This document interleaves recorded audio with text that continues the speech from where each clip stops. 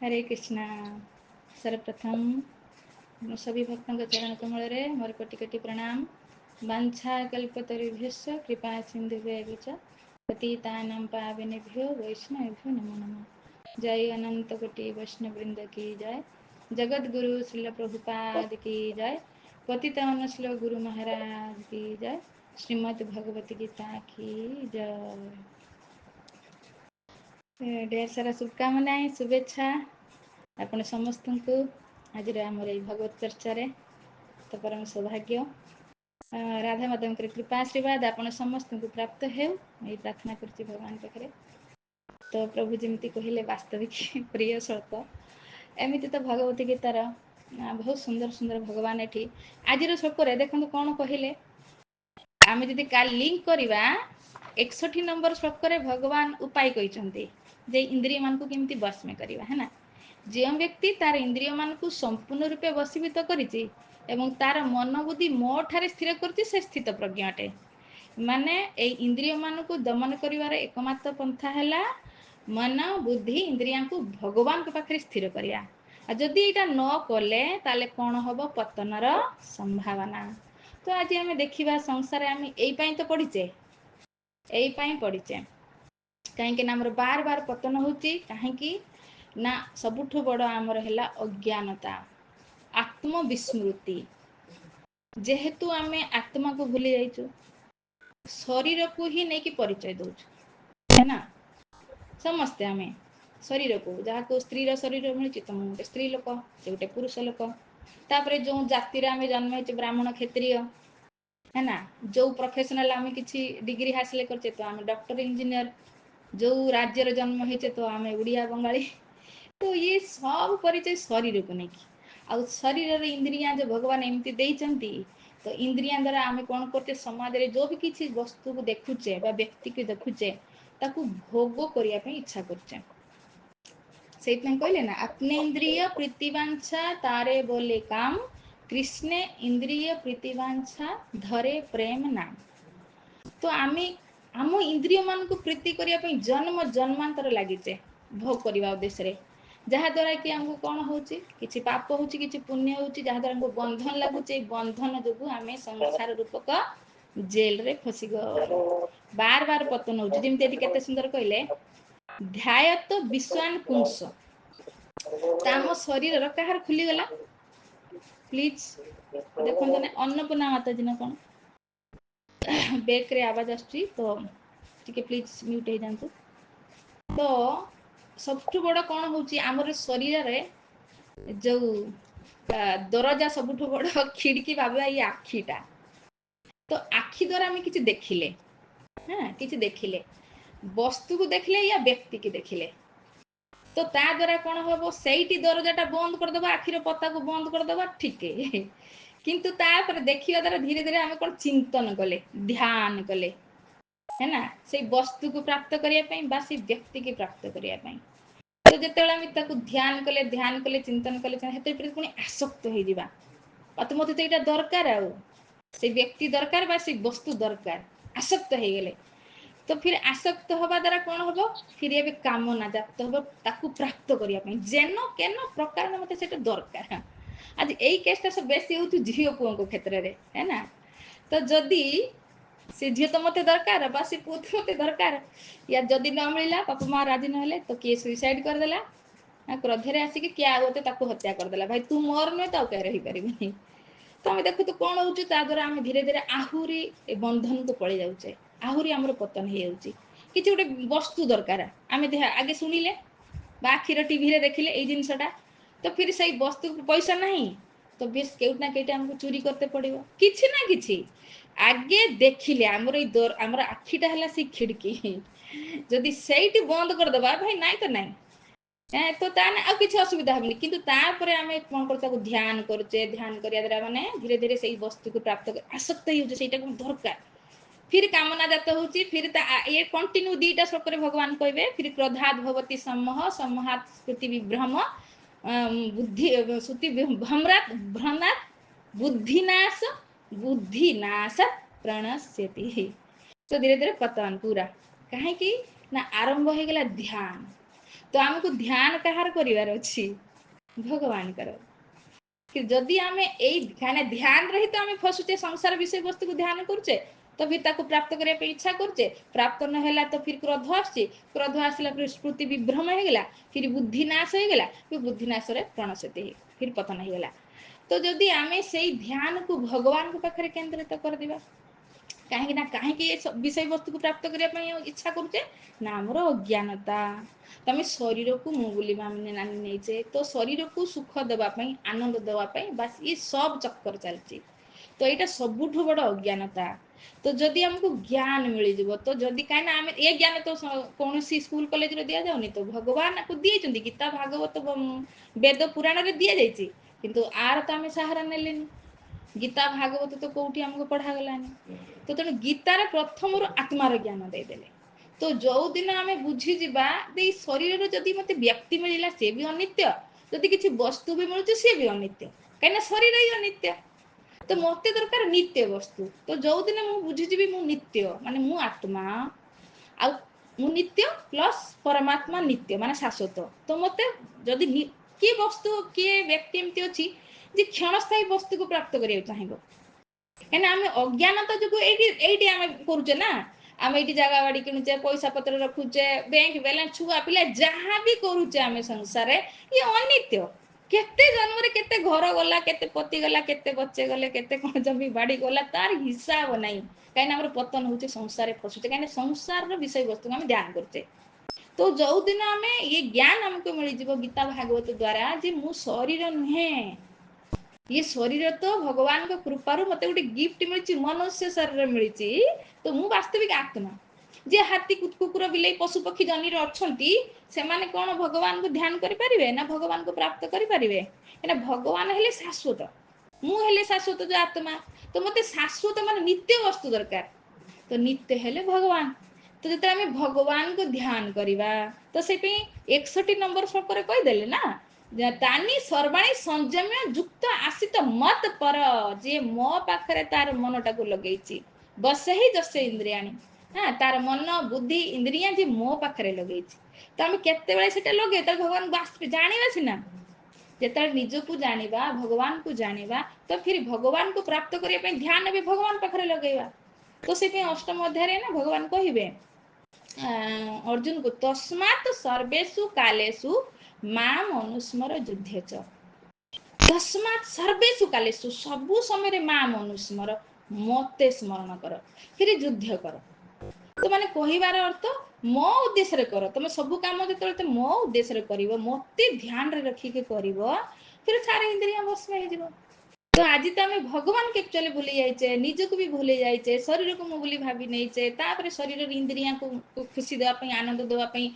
जिते पाप कम करुचे जहाद्वारा कि पाप जुगुर संसार रूपक जेल रे फसिकी प्रकृति रूपक माने माया द्वारा जेलर द्वारा आम दंडा खाऊे रोज खाऊे तो ये सब अज्ञानता कारण होची किंतु जो दिन भगवान को कृपारू जमी आम समस्ते केते भाग्यवान देखु भगवान गीतारे कवि मनुष्याणां सहस्रेषु हाँ हजार हजार मनुष्य भितर किए मते जानिया चाहे अच्छा फिर कवि बहुनाम जन्म नाम अंते बहुत बहुत जन्म पर किए मते जानी पारे तो आम से भाग्यवान व्यक्ति जो बहुत बहुत जन्म पर जो हजार हजार मनुष्य भितर आज आम भगवान को जानापी चेष्टा करुचे भगवत गीता मध्यम गीतार भगवान कहते कि ये ज्ञान तो आम के नौने ना तो जिते आम बुझीजा गीतार आम 4टा जिनस बुझा यहाँ आपण मानिक मन रखिए गीतार बस 4टा जिनस बुझा निज को जाना भगवान को जाना यही माया को जाना जो माया जगत रे आम अच्छे केमी थप्पड़ खाऊे रोज कभी स्वर्ग उठाय कभी नरक डुगा डुबाय राजदंड हेन जेन नदी ते चुबाय हाँ जमी कई अपराधी को राजा मैंने आगे कमी दंड दौले पूरा नदी नदी भितर को नहीं जाते नौकार फिर नदी भितर बाल को धरिक बुडौले मुह नाक पर्यंत जो अणमस्यासी हो छाड़ुले तो ये माया आमको से भाई संसार के स्वर्ग को नहीं जाऊँ तो केत नरक को टेबुच तो यही चक्कर आम ये गोता लगाऊे संसार रूपक सागर रे तो जो दिन आम भगवत गीता माध्यम से नहीं तो प्रथम द्वितीय अध्याय प्रथम रे गीता आत्मार भगवान ज्ञान दे है ना तो जो दिन ये आत्मा को बुझीजा आम शरीर नुहे वास्तविक आम आत्मा नित्य किंतु बंधन रे पशिचे शरीर भौतिक शरीर को बंधन रे फसचे आ शरीर द्वारा आमको प्रकृति दंड दौची हे बुढ़ापा आसूची बीमारी मृत्यु ये सब दुख आमको प्रकृति ये शरीर माध्यम रे दौची तो मत एठू बस उपाय करियार अछि कोन बाहरिबारे शरीर को बंधन रो बाहरिबारे कहीं ना गोटे पशु पक्षी शरीर जो आत्मा अच्छी सी बाहरी पारिबानी सेठू तार से मौका ही नहीं किंतु आम पाखे से चान्स अच्छे आम भगवत गीता द्वारा जापर भगवान कहते जे मते ध्यान कर कहीं मुई तो मुक्तिदाता मुई तो शरीर बंधन मुक्ति देमी किंतु करते कौन करते कौन पड़ो ना ध्यान मोर कर तो जो आम भगवान को ध्यान करवा तो ऑटोमेटिक ध्यान माने भगवान को इंद्रिय को तृप्ति करने सारा कर्म करवा एवं निजे इंद्रिय तृप्ति कर्म करुले तो बंधन में पड़ुले तो से इंद्रिया कौन करवा भगवान को तृप्ति करवा भगवान को प्रसन्न करने कर्म करिया तो फिर बंधन मुक्ति भगवान हमके बंधन मुक्त करदे किंतु फिर से ध्यान शिखा गेर को ना जो भगवत गीतार पढ़ा आ प्रथम निज को जाना तो गीतार 4टा जिन जाना निज को जाना भगवान को जाना फिर माया जगत को जाना आ फिर भगवान को प्राप्त करिवार मार्ग को जाना तो जिते भगवान को प्राप्त कर मार्ग जानी जा भगवान को सरीला भगवान को पाईगले तो संसार खत्म ना ये इंद्रिया मिल ना इंद्रिया विषय विषय वस्तु को भोग करने इच्छा करवा ना फिर आमर क्रोध फिर प्रणशति फिर पतन फिर जन्म मृत्यु ये सब खत्म हो जो दिन आम भगवान को विषय जानी निज विषय जाना आज दुखर कथा आम समस्त शरीर को बास मु बोली भावीचे तेणु शरीर को खुशी देवाई इंद्रिया को प्रसन्न रखापी जिते मन भरिकी पाप कर देखुना जिह्वा गोटे आमको केमती करुच्ची जिह्वा गोटे आमको नरक को नहीं जाऊँ है ना जिह्वार आम तो जीभ गोटे विषय भोग कर कौन आज कि बार आज शुक्रवार ना आज देखिए छेली दुकान केमती देखिए माछ दुकान रे केमती देखिए हाँ मन ध्यान कला आज शुक्रवार अच्छे तो बिरियानी खाइबा चलले गाड़ी तो पतन हो द्वारा फिर सुअर जन्म हो फिर मोल खाइबा तो किए बुझे याटा को किए ही मृत्यु को देखु ना मृत्यु पर जीवन भगवान से बेले भावे ये पशु पक्षी हुए आउ के दुनिया बन था कि आमरी आगर रखिले देख ताकू किए जन्म देला सेठी आज कुकुर सुअर है कि सही आत्मा ना ताकू चल आम जो कहे कुकुरटा मरीगला गछटा मरीगला पिंपुड़ीटा भी मरीगला मृत्यु के तो आत्माटा बाहरी हो हाँ तो से कि कष्ट जर्जरित तो विचार करते ना किंतु आदि तो कम से कम हमको मनुष्य शरीर मिले बाहरी पारिबा जमी गोस्वामी तुलसीदास रामायण कहते ना आ करे 4,84,000 जोनी भ्रामत जीव अविनाशी आ कर केबेठू संसार आसे आसिकी 84 लाख रे भ्रमण करिचे जन्म जोनी रे केते माछ जल जीव होइचे गछलता होइचे पशु पक्षी होइचे कीट पतंग होइचे कौन तार शरीर मिली तार हिसाब नहीं किंतु तब हूँ करुणा कर करुणा निधानी ये मानव जोनी दे तुम तो भगवान को दया आसी जाए फिर हमको मानव शरीर गोटे दे दियंती तो यू आमको बड़े भाग मानुष तन पावा फिर बड़े भाग्य रे भगवान को कृपार हमको मनुष्य शरीर मिलगला तो करवा कौन दरकार ना साधन धाम मोक्ष कर द्वारा तो शरीर द्वारा साधना करके जन्म मृत्यु को माने जन्म मृत्यु मोक्ष मोक्ष माने धाम को प्राप्त कर जदि न कल पाई न जाई परलोक सवारा एते सुंदर मनुष्य जीवन पाई कि परलोक माने जन्म मृत्यु को बंद करके भगवत धाम को न गल तो दुर्भाग्य तुमर तो हूँ दुर्भाग्य तो आम के भाग्यवान है ना कम से कम जेन केन प्रकार आज बुझुचे भगवत गीता को पढ़ी तो किए बंधन रे आपण देखंतु एबे आमे जौवन अच्छे बा खाइबा पीबा ऐश करिया आ बुढ़ापा आसीगला किए पछर किए पीठरे पड़गल बाबा केही पचारे हाथ गोड़ जो कम करिया बंद करदब फिर जे से दर्दनाक कष्ट फिर मृत्यु फिर जन्म मार्ग कहीं जात से ध्रुव मृत्यु ध्रुव जन्म मृत्यु से गीतार भगवान कहीगले जन्म होइच माने मरिब फिर मरीच माने जन्म होइच जेते जाए तमे मोर ध्यान न करिछ मो पाखु न फेरिछ फिर फसिब ए जगत रे क्या पता ज्यादा से ज्यादा तो आम पाप ही करुचे फिर फसीजा कोटि पशु पक्षी जाने फिर घुरुता 84 लाख फिर केबे मनुष्य जीवन मिल फिर केबे भक्ति मिल केबे भगवान कह बाप रे बाप तेणु से दृष्टि आपण मैंने निजक निज भावतु आम के भाग्यवान तो प्रभुपाद कृपार आज भगवत गीता को बुझुचे तो आप निजे को निजे रियलाइज करूँ तो सतरे कौन मो आत्मा ना मो शरीर मु कौन करुली मु तो शरीर को तृप्ति करने सारा काम करुली ना आत्मा तो किसी करनी माने मु निज किसी करनी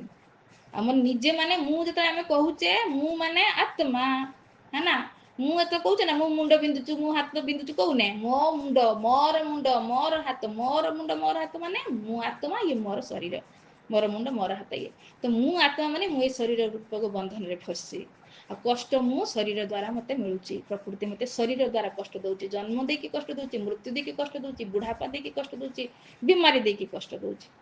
ତେଣୁ ମୋତେ ଗୋଟେ ବାହାରିବାର ଅଛି तो फिर साधना करते पड़ो ए इंद्रिया रे विषय भोग को चिंता करके जो पतन होता ए विषय भोग चिंता न करके भगवान को चिंतन करार अच्छी तो भगवान को केमती चिंतन करवा तो भगवान एत रूल देदेले बस सका उठिक संध्या जाए शरीर कर ना भगवान कर रातिर शुभ तो ऑटोमेटिक भाव सका मंगल आरती कौन भोग लगे भगवान को हाँ तो आज लड्डू तो सरीगला तो ठीक अच्छे आज काजू किशमिश मिश्री दाना टे देदेमी आ फिर लड्डू बनईमी आ तो ऑटोमेटिक ध्यान कहाँ ध्यान आसला आज पर्यटन सका उठिमी स्वामी कौन नब टिफिन स्त्री छुआ कौन नब कि भगवान कौन बनी तो ये तो आम यही कर्म मध्यम कहीं कर्म आगु तो आगे ध्यान करुचे ना मुझे कर्मटा करी मैंने आगु आम ध्यान करुचे आज स्मरण कर कौन कौन कर